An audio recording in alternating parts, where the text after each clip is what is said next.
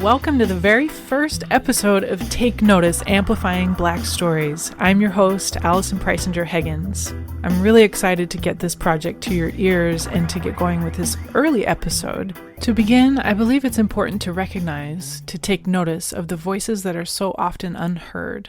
Land acknowledgement statements are an important part of honoring those whose land we now live and work on. Taking the time to acknowledge this allows us to continue to learn how to do better. So, I would like to take a moment to acknowledge the land on which I am creating this recording. I would like to show gratitude to the traditional ancestral land of the Tulalip, the Snohomish, the Stillaguamish, and the Soxwattle tribe. I encourage listeners to research the land on which you live and are listening right now. Now, we are so very excited to bring you this early episode. We couldn't hold it back. It was just too perfect to get out to you before the election was over. Joy Stanford is running for state representative in Washington State, and we didn't want to hold back on this one, though we hope that you will also enjoy this episode after the election is over because it was just a fantastic conversation with Joy. But we want to encourage engagement, voting, and early voting, and hoping you all have your voting plan. I turned in my ballot in Washington State. We get mail-in ballots, so I turned mine in a drop box right by my middle school just the other day. So it was nice to kind of go back in time a bit in my brain as I turned in this ballot that seems fairly momentous. So here's hoping that you have your voting plan, and I would love to hear about it, so get in touch with us if you'd like. We will be releasing more episodes the first week of December. We'll be releasing 3 more episodes in December, and we're excited to get those conversations to your ears. I cannot begin to express how much I've enjoyed putting this project together, and we will continue our conversation of that process and how I came about doing this project, but we'll wait for those episodes in December to chat about that some more. But please subscribe so that you can get those episodes in December into your favorite podcast app.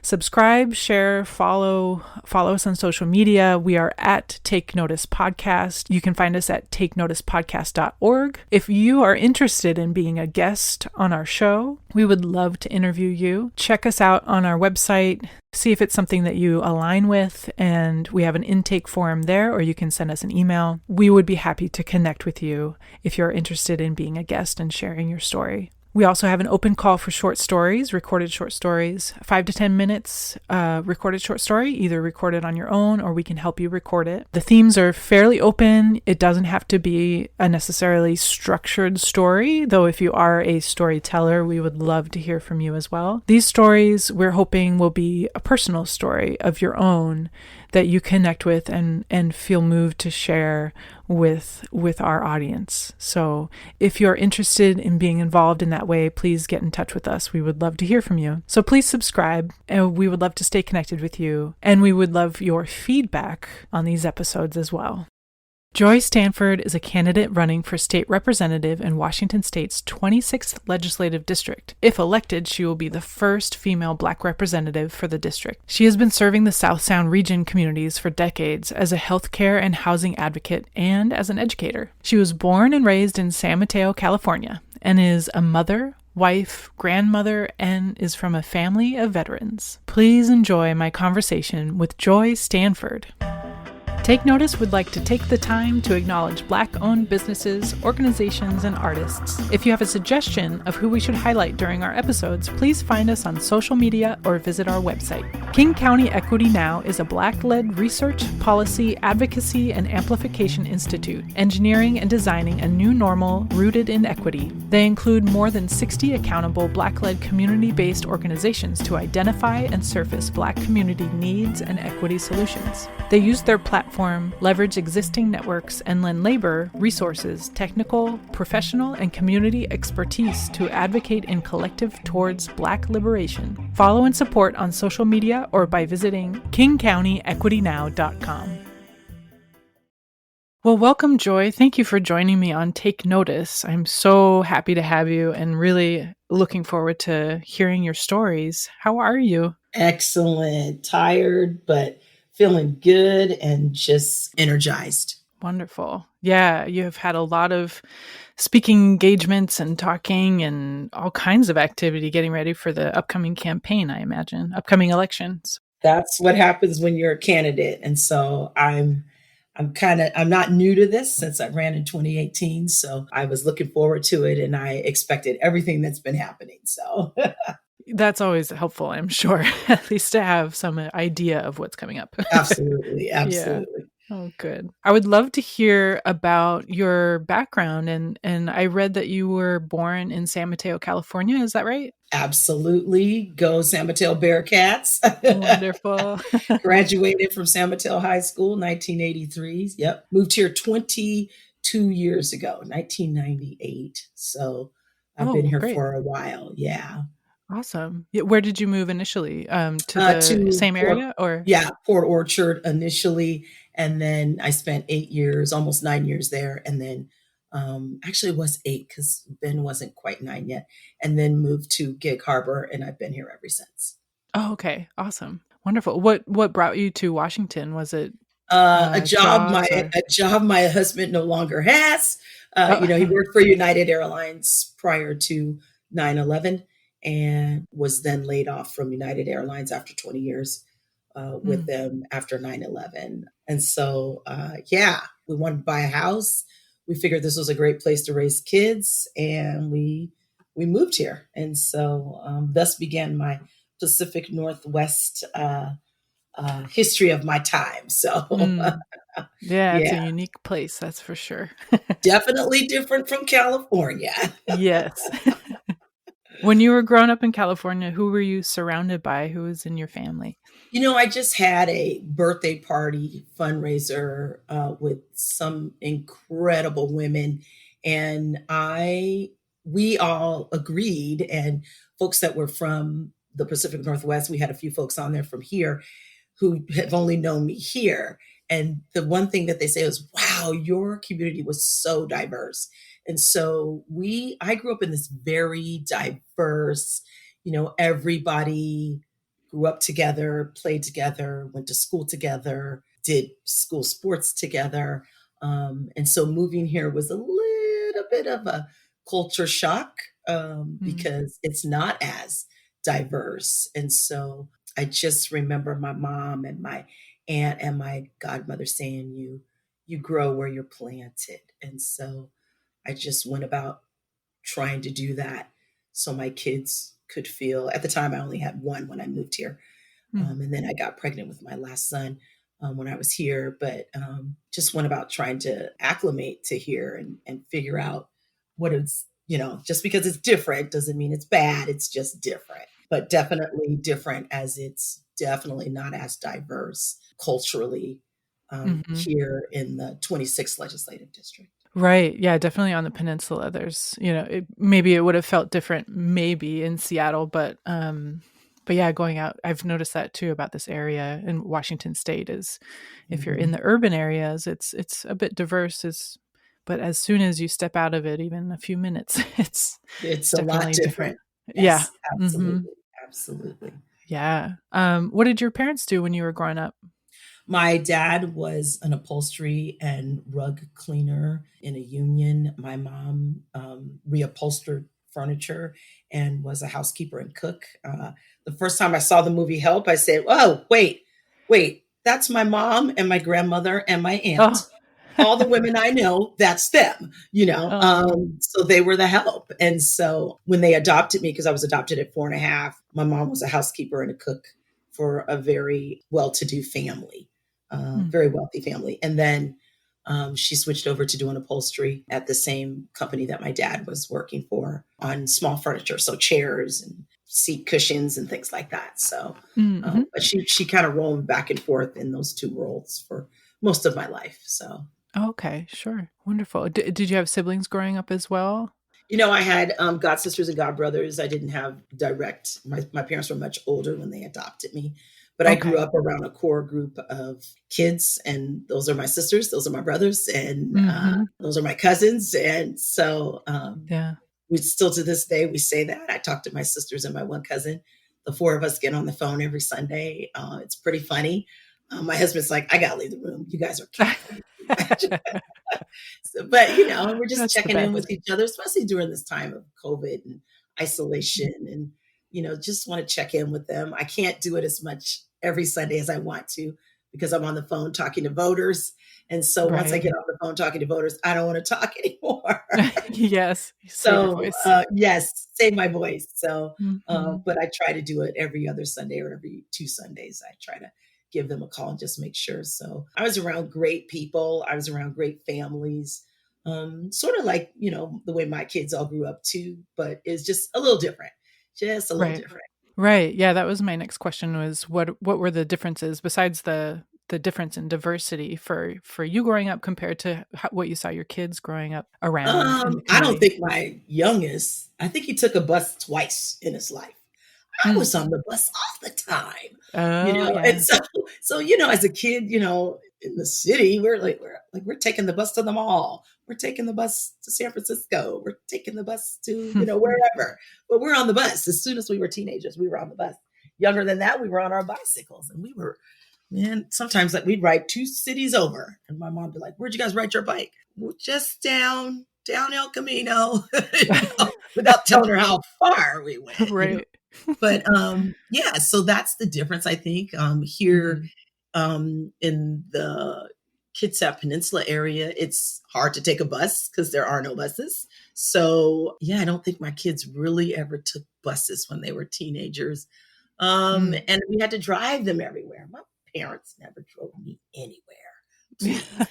My mom would Yeah. laugh at me, ask Right. her to take me somewhere. So, and I worked from the time I was 16. It was really hard for my kids to find jobs at that age here. Mm. So, and they were just really busy, super busy with school and sports and extracurricular activities, choir. And so, a little different upbringing, but I have good kids. They did well in school. They didn't give me too much trouble, other than the very ordinary, teenage Mhm. angst. Right. But and thank you, Jesus, for that. Yeah. But but I think the other day my son said, "Yeah, we grew up in a bubble in Gig Harbor," Mm. and I said, "Yeah, you did, Mm. you did." And so it's just becoming very evident to him. But I still had to have the talk with my sons that my friends don't have to have. So I have to tell him, if you're pulled over, you're talking very politely, you're talking very slowly, you're not moving your hands, you're not moving quickly. If you're asked to get out of the car, you get out of the car. First thing you do is call me, get me on FaceTime or Mm. on Yeah. phone or something, so I know what's happening. Mhm. So, but my friends, it's so interesting. I got several calls after the George Floyd incident, and my friends were like, "Oh my God, I never realized what you had to like, that you had to have that conversation. I've never had that conversation with my kids." Mm. So it was interesting how many people texted me and called me to say that. Right. And then they just went about really thinking about that and what I call doing the work of saying, okay, like, we get it now. We get why you were so strict. We get why you were always asking Ben and Brandon questions about, where are you going? Where are you going to be? Who's going to be there? Are parents going to be there? Are there guns in the house? All of the questions. That was me. So, yeah, a little different, but Yeah. Yeah, definitely. And especially in that area too, I think. Or how do you feel about the area you live in compared to like maybe where you grew up in San Mateo as far as did you have those same conversations, I imagine, when you were did your parents have those conversations with you? no, we Mm. talked about this the other day, me and my sister. No, Mm. never. One, we would never get in trouble. Are you kidding? I was scared of my mom. Yeah, So, sure. and I'm really sure my kids were scared of me, but no, I don't think we just, no, we didn't. Much different, and that's is a great segue into, why I even got into running for office. I was asked to run for office because I started giving speeches around the area around unity and race relations. And because at my youngest son's school, someone, an unknown assailant, tried to burn down a portable, and in front of that portable on the ground somewhere, he or she had written "Black Lives Don't Matter." And someone snapped a picture of some of the Black and brown kids looking down at that on the ground. And I saw in that moment the faces of my son and his friends. And I remember my son coming home and saying to me, really, is this happening really during my senior year? Is this how we're going to start the year? Because this is not the way we wanted to start the year. And so I started going around. There was a group of ladies, and I said, I have no problem going around and giving speeches and talking about, how it feels to be, a Black woman in a not so diverse area. And then how do we come together? The fact that we're not going anywhere. So what do I need to do? Have the hard conversations with me. I'm open to speaking to people. I'm open to answering, all of the questions that you don't understand if you want to have that conversation with me. And so then people started hearing me give these speeches and they said, you should run for office. And I was like, oh, no, I'm not that nice. No. And I kept saying that. And they're like, you're really nice. And I go, I am, but I just don't, I'm not made for that. And, women have to be asked, 7 times, 7 to 11 times to run for office. Well, Black women have to be asked double to triple that. And I am sure this group of wonderful people, Larry Sequest and Lynn Jabs and Jill Neumeister and all of these folks were asking, you should run for office. You really should think about running for office. And then I thought, why would I do that? I've never thought about that. And I said, well, if you can convince my husband, then I will do it. Because I'm thinking he's got to be in on this too, like him and my youngest. And all my youngest could say was, really, you want to do that during my senior year? And I said, you know what? I will make sure I don't miss anything. I had to promise that. And I did. I did not miss anything. Even if I showed up late, I was there. Mm-hmm. And so I said I would, and I stepped up. But I stepped up late. I got into the race late. I was behind on fundraising. I had no idea what I was doing. But through, Larry Sequest is a great mentor. And he said, you need a treasurer, you need a consultant. So 2 things you need right away. And I went about getting that. And then I went about finding where I could go learn how to run for office. And I went to National Women's Political Caucus, had a training, and Wellstone had a training. And I did those 2. Just took a lot of notes and asked a lot of questions. And I will tell you, my consultant, Mary Neubauer with NWP Consulting, is phenomenal because all the questions I asked her as this newbie, she answered. She didn't make me feel like I was just like, I should have known, Right. She answered them and she was like, nope, that's a good question, blah, blah, blah. This is how it works, blah, blah, blah. And people ask me all the time, like, why'd you choose her? And I said, because she came to my house. She didn't do it on Google Meetups or whatever. The other consultants I interviewed, they didn't want to come out too. She came to me and the first question she asked Dave and I was, tell me about you guys. Where'd you meet? How long have you lived here? Where have you lived? And she wanted to know about us. And so I was like, she's the one. Mm-hmm. And I had her in 2018 during my run, and I have her now for my run. That's awesome. I imagine with such a monumental thing, that's imperative. Especially when you don't know. Right. You're like, what's happening? What are we doing? And then, kind of deer in the headlights, you got to go to these forums and you have to talk about issues. And I was like, wait, what? Oh, okay. Well, good. Because this is good. These are good. These are issues that are affecting our community. This is great, Right. But I will tell you, it's much easier the second time around. I bet. Much easier the second time around. I'm in it. I'm in it to win it. I'm glad I'm running a second time because when you know better, you do better. And I feel like I knew what to expect versus the first time. And so I'm just in this. I'm in this to win this. So. Yeah, absolutely. I'm really pulling for you and kind of wishing that I lived in your district so I could vote for you. Well, the cool thing is I'm not alone. This year we've got 8 Black women running here in Washington State, the largest number of any state of Black women running for a state seat, 1 senator, and the rest of us are all running for House positions. So it's really cool not to have to be alone. And I will tell you, the second time around, before I decided to do that, I did an Emerge Washington training. And that's what really gave me that kind of solid foundation. Like, okay, I know what I have to do. I have to fundraise. I have to think about how I'm thinking about the issues, how that relates to my community, how I can think about ideas and solutions around issues for my community. I mean, it really solidified, like, here's really what you need to be thinking about. And here's kind of the roadmap to doing this. And that's what Emerge Washington gave me. And then, getting into the race and just having people like Opportunity Pack amplify my race, and First Mile folks amplify my race throughout the whole state to say, here are women that are running that we think are going to be champions for all people. And so this is the kind of momentum that I needed in 2018, but I have now, that is just making this time much different and much more palpable, the energy and support behind my campaign. Yeah, it seems like it's definitely been helpful to like have a kind of start, and then really it sounds like you're blossoming now. And to start early, let me just tell you, starting early does Oh, sure. definitely help. Yeah, I can only imagine.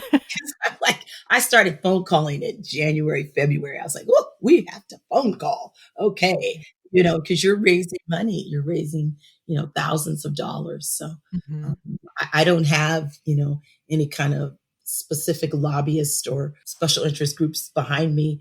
I've got unions. I've got grassroots people. I've got, the teachers, healthcare workers, grocery workers, folks like that, Sure. plumbers and pipe fitters and folks like that behind me. So you've got to start early, and you've got to get to them, and talking to them and letting them know, what your platform is, and how you can integrate what their needs are with the needs of the community and with the needs of the state. So I'm super excited. I am super pumped for this race. So Oh, that's great. Yeah, I watched that documentary on Netflix. It has AOC in it, but all these other women from across the states. yes, I yes, can't think of what it's called right now, but it just makes me think, like, if people hear that story and then your story and the other women from Washington State, the yes. more people are going to feel encouraged and engaged, and like they can do it too if they're interested in being involved. So that's really gives me a lot of hope for sure. That is the point and the hope anyway. That is it, is to get more women of color to step up, even if it's just locally, even if it's the municipal races. So mayor, city council, commissions, there's so many, fire commission, parks commission, like even those positions are really important to what's happening with our kids, what's happening with our environment. Because you think school boards, that's an important role. I know there's like two, there might be, yeah, I think there's two of the 8 Black women that are on school boards that are running right now. Mm. And so it's like, that's important. Parks Commission, when you're talking the environment, it's important. We want to know, that we've got good folks on there who are really thinking about and being thoughtful and mindful about our area and about our environment. And so even starting there and just kind of working your way up. I always, people say, did you always want to run? No, I Yeah. didn't. Oh, no, no. And then the other question I get from the older folks that I talk to on the phone is, so how long are you going to do this? How long are you going to be working for us? And then you're going to go to Washington, D.C. and be some big mucky muck. And I always tell them, no, I'm here to make a difference in my own state, and then I'm going to retire, and I'm going to turn around and hand this baton to some other badass woman who's going to come along and do an even better job than I'm doing. And that Yeah. is the hope, right? Isn't that that's what we want, is to be Yeah. able to hand that baton off to someone else. So that's why I'm on the Emerge board, Emerge Washington board, so that I can keep encouraging. Anytime I see a woman who's doing something in the community, I'm like, let me talk to you. Come here, come here, come here. Come here. You need to run. You need to run for office, and we can help you do that at Emerge. So That's I awesome. see the passion in folks' eyes, and I'm definitely gonna try to turn them out to say, hey, you should run. You should run for something. I don't care what it is. Run for something. Yeah. Oh, that's wonderful. Yeah, just kind of being the stepping stones and the ladder. Yeah. Absolutely. I was curious, just going back to the incident at your son's school, I was curious how the school handled that. Oh, the principal was awesome. Oh, He's wonderful. not the principal now, but the principal was Hmm. awesome. They started what did they call it? A diversity club that met once a month. I went several times with them. They did several projects to just bring attention to the fact that there's diversity in the school and for folks to know that. And it was a good thing. He has unfortunately left Peninsula High School. He's over at South Kitsap High School, but I know he's going to do great things there. I heard just the other day that they're going to start another diversity club for the students at the high school, which I'm super excited about. So, That's wonderful. yeah, Good. I think that's just a club that just needs to keep going. Hmm. We need to have like freshmen through seniors in that club and them recruiting folks as, the years go on and doing projects like, Indigenous Day and, not just Black History Month, but, Right. celebrating some of these people of color who we've forgotten. I tell the story that I called back my high school and said, I really hope you're talking about the Hidden Figures ladies now, since I never knew there were Black women who were good at math, and maybe I would have been better at math. Oh, absolutely. Because Yeah. I never knew that about our history. And it was so Hmm. interesting. The poor secretary was like, I am definitely going to pass that on, Joy. I can't That's believe you're wonderful. calling. What year did you graduate? I was like, 83, I was so indignant.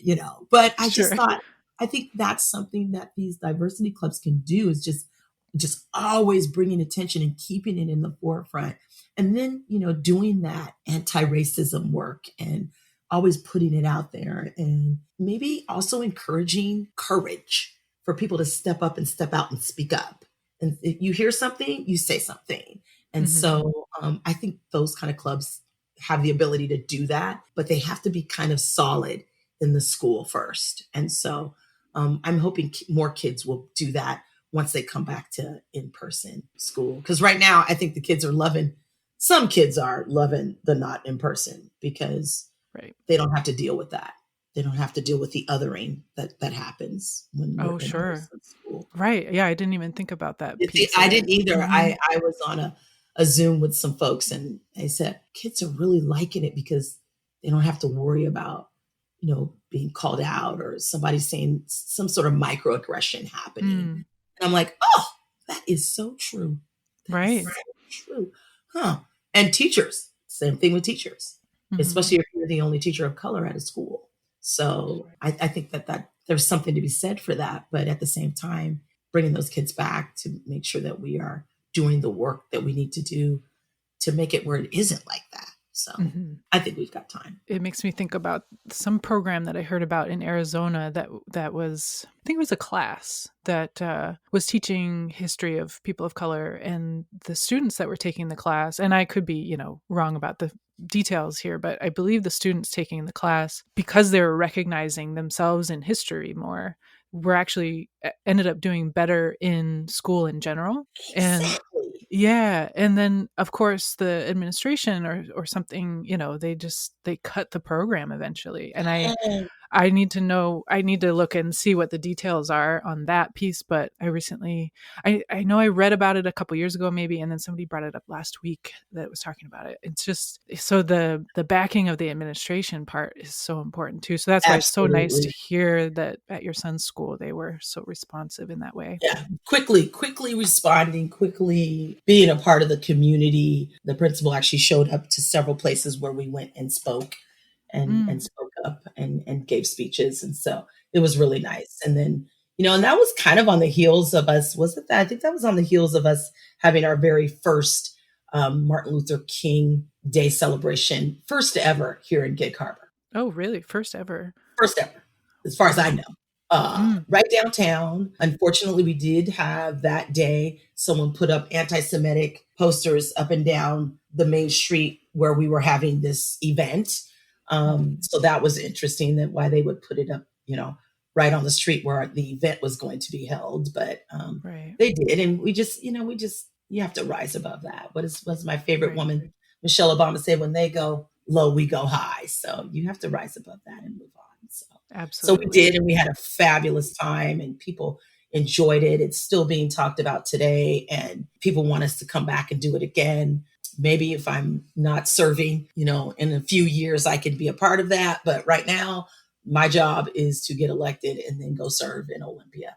So I'm hoping some folks will gather together again and put that together again. So Yeah, hopefully that continues every year, at least. at Yeah, least, yeah. sounds really good. Wonderful. Well, I know you have many, many things where you have to speak, so I don't want to take you over time. No worries. So we'll shift over.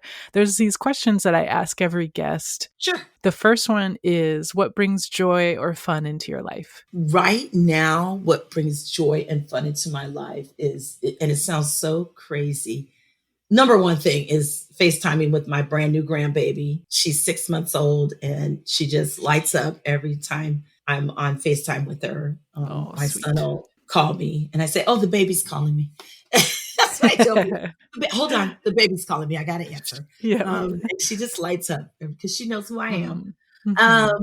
But talking to voters and just getting this sense of we may be different on some issues, but we have some shared values that we can really talk about and say, okay, yeah, we agree about that. It doesn't have to be every single issue, but there are some shared values there. And it just always makes me happy. Yesterday, I had a conversation with a lady who didn't know about me. I think she said, I think I've heard of you, but I wasn't sure what your platform was. And she was particularly dealing with a daughter who has some health issues. And I said, she gave me her story. And I said, well, I'm dealing with some health issues myself. So I totally can identify with you. I totally can empathize with you. And so she said, I need you to push back and don't give up. And she goes, oh, no, never. And so we just kind of had that moment where we're like, yes, we are still going to push these doctors to figure out, what's wrong with her daughter, to figure out, my health issues. And I told her my story and then I finally got somebody who said, this is what you need to do. And it seems to be working. And so I said, you just keep at it. You just keep at it. So she was going to go check me out. But she's like, I'm sure she said, I'm sure you have my vote. And so that's always brings me joy. And even when folks say no, I had a gentleman say, I'm a staunch Republican. And I said, well, that's okay. I'll represent you too when I'm elected. And he just started laughing. He's like, I'm going to go check out your website. That's awesome. That Yeah. always brings me joy to hear someone say that, to be a Yeah. staunch Republican and say, you know what, I'm going to go check out your website. Yeah. I just say, if you're polite, if I tell people I'm not calling to sell them something, this isn't a solicitation call, they usually let me talk. So Sure. yeah. So right now, those are the couple things that brings me joy. I'd really like to scrapbook with my scrapping sisters, Marie and Debbie and Stephanie, but I don't get a lot of time to do that right now. So Right. Oh, that sounds fun too. yeah. That's awesome. Oh, wonderful. Yeah. Connecting with voters and just having that connection no matter what Yes. happens. I imagine that's really rewarding. Yes, it is. It is. And That's some awesome. days are not that great. I will tell you. Oh, I'm not going to yeah, I sugarcoat imagine. it. Some days are not that great. But you know what? In the scheme of things, I've only had less than 10 phone calls that have been really, really bad. And I would say probably less than 6 that have been really, really bad out of the thousands of people that I've had to call over the last 10 months. Mm-hmm. So I'm not going to, this is a good thing. Yeah. Sounds like it. So I should ask, you have 2 sons. Do they still live in the area? You said you FaceTime with your I have 2 granddaughter. sons and a stepdaughter. My daughter lives over in Seattle. She is a Eastern medicine practitioner and an acupuncturist. And then my oldest son, he's the middle one. He lives in Chicago, which is why I FaceTime with the baby. Okay. Yeah. And then Ben is at Boise State, junior year, majoring in kinesiology. He wants to be a physical therapist. Oh, great. Good. I know a few of those people. I can never say what they do, Yeah, it's okay. Yeah. He's always getting on me. So that's the only reason I know, because he's like, that's the so-and-so muscle. And you need to do ice and heat and this and that. Oh my goodness. Yeah. Yeah, I know. I used to coach cross country. So a lot of the people in that world went on to do that stuff. So they have lots of things to say about health. Yes, for they sure. do. Yes, which is wonderful. But Another question that I ask everybody is, and it's super open-ended. It's a Mhm. big question. What would make you feel genuinely equal? What would make me feel genuinely equal? Well, I'm going to wow, that is a big Mhm. question. I'll put it this way. When I can say justice for all and it really means for all, that's when I'll feel equal. When women are paid what they should be paid equal to what a man is paid, then I will feel equal. Example, our women's national soccer team. When they are paid because of all the championships and the World Cups that they brought home, when they are paid what the men are paid, then I will feel equal. When I don't have to worry about being stared at because I'm a blended family, my husband is white and I am black, then I will feel equal. So all of the things, I think. Yeah, thank you for that. Yeah. Yeah, Yeah, that question is so big, but it's it so is. interesting to hear everybody's own personal take on it. So I It really is. appreciate It's that. so Yeah. much because I have, Mhm. my grandkids are of mixed race as well. And Mhm. so I don't want life to be easier for them, but I want it to be better for them.